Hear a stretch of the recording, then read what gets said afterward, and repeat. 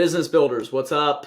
What I want to talk about today is selling the opportunity, okay? And I've probably done a video on this before, but it's so important, and it's something that I don't know that anyone else really talks about in the industry or just in like the home service business realm as a whole. And it's selling the opportunity when you're in the interview, acquiring talent, okay? When you're hiring your frontline laborers. If I go sit in an interview and I'm not compelled by the individual that is interviewing me, I don't really feel that excited about going and working there.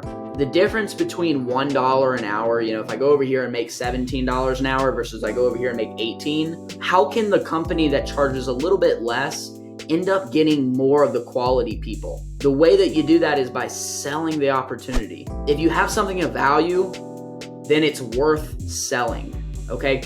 If you believe in what you have to offer, if you fervently believe that this is the best place to work out of the whole city, there's no better place to work. If you truly believe that, then you should sell it. You should promote it. So the part that I want you to understand is there is a line, okay? The line of overselling versus under-promoting. So you want to be a major promoter of your company.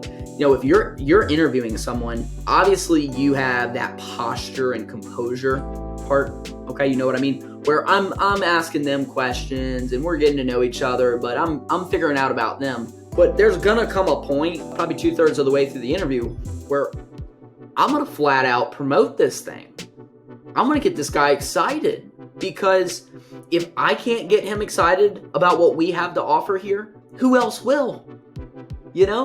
And this is such a huge skill that is undervalued, it's underutilized, and it is so massive. You're able to acquire talent because people believe in your vision. I'm creating the vision for people, saying, hey, this is where we're at, this is where we're going, this is what we're excited about, here's what we plan on doing, and this is what we're looking for, this is what we want to build. We're looking for a few key people to come on board with us and do this. I'm not trying to make it out to be something that it's not. Okay, so don't promise something you can't deliver on. All right, so don't go around saying we're gonna get the company built up to where we can pay $35 an hour and we can have health benefits and blah blah blah. Like, be real, be transparent, but you can sell the opportunity. Now, the key to making money in a situation like this is to sell the opportunity. Okay? Value what you have your hands on. And if you believe that the company is going to grow, talk about growth. If you believe that you pay better than anybody else, talk about the potential. The only time you're really going to oversell this thing is when you're going to oversell it when you don't deliver. So once you've brought that great individual on, that great talent, you've got to follow through on the things that you said. Okay, so you have to create a good environment. You have to serve your people. You have to build good systems for those people to use and leverage.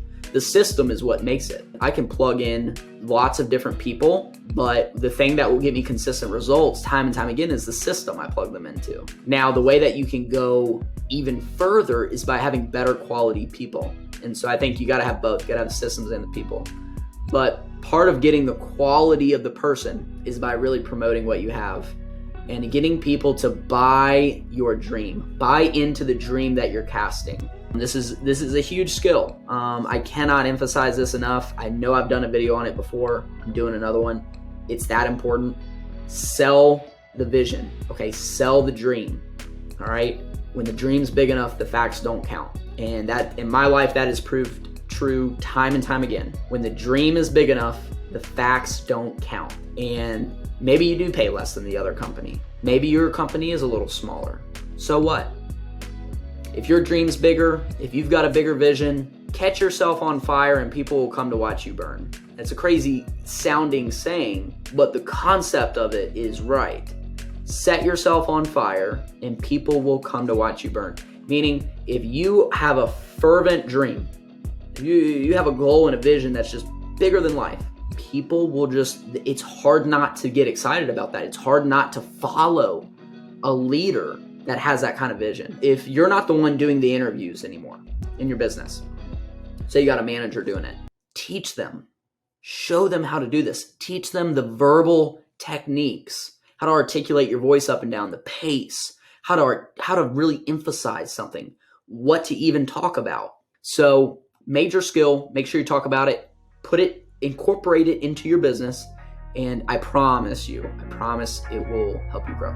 All right, see you guys on the next video.